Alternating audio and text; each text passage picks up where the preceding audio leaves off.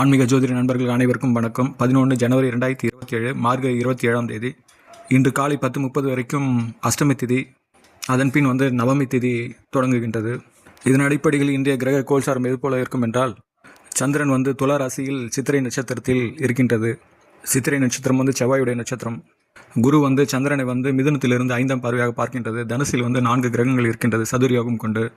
இந்த அடிப்படையில் 12 ராசிகளுக்கும் பொதுவான பலன் சொல்வது என்னவென்றால், தனுசில் சுக்கிரன் உத்திராட நட்சத்திரத்திற்கு மீதமுள்ள 3 கிரகமான சூரியன், புதன், செவ்வாய் எல்லாம் சுக்கிரனின் பூராட நட்சத்திரத்தில் இருக்கின்றது. இது எல்லாமே ஒரு கூட்டு கிரகம். சூரியனின் ஒளியினால் மற்ற 3 கிரகங்கள் ஒரு விதமான அஸ்தங்கம் கொண்டுள்ளது. அஸ்தங்கம் என்றால் சூரியன் ஒளியின் ஆற்றலால் மற்ற கிரகங்களுடைய வீரியம் குறைஞ்சிருக்குன்றே சொல்லலாம். அதனால் சூரியனுடைய டாமினேஷன் தான் அதிகமாக இருக்கும். இதன் விளைவு எப்படி இருக்குன்றால், பிடிவாதம், கோபம், பொறுமையின்மை, அவசரத்தனம் இதெல்லாம் ஒன்று சேர்ந்து வரும். செயல்கள் சிறப்பாக இருந்தாலும் வேண்ட வெறுப்பாத நிலை தான் இருக்கும். நிர்வாக ரீதியாக நல்ல முடிவு எடுத்தாலும் அதை செயல்படுத்தல ஒரு தாமதம் ஏற்படும். அதனால் எரிச்சல் உண்டாகும்.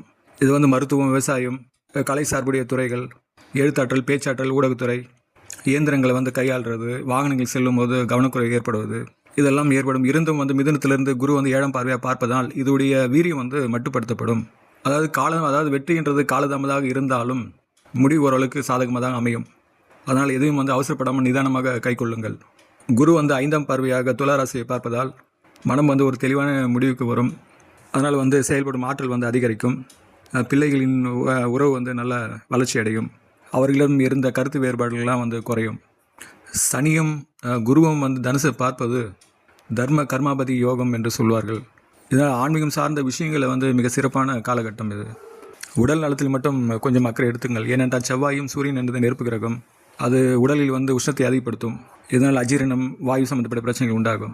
அதனால் இன்றைய நாளில் நவமி திதியாக இருக்கிறதுனால போதை மட்டும் எந்த நல்ல காரியமும் தொடங்க வேண்டாம், தள்ளிப்படுவது நல்லது. 12 ராசிகளை கும்பராசி, மீனராசி, அஷ்டம சனி கொண்ட சிம்மராசி, தனுசு ராசி, கன்னி ராசிலாம் கொஞ்சம் கவனமாக இருக்க வேண்டும். பிற ராசிகள்லாம் கொஞ்சம் நியூட்ரலாக இருக்கும். அதனால் இன்றைய நாளில் தாங்கள் அனைத்து வளங்களும் பெற்று சிறப்பிடும் மழை எல்லாம் அந்த இறைசக்தியை நான் பிரார்த்திக்கின்றேன். இக்காணொலி பிறரும் பயன்பெற உங்கள் வாட்ஸ்அப் குரூப் பகிர்ந்து கொள்ளுங்கள். வாழ்க வளம்.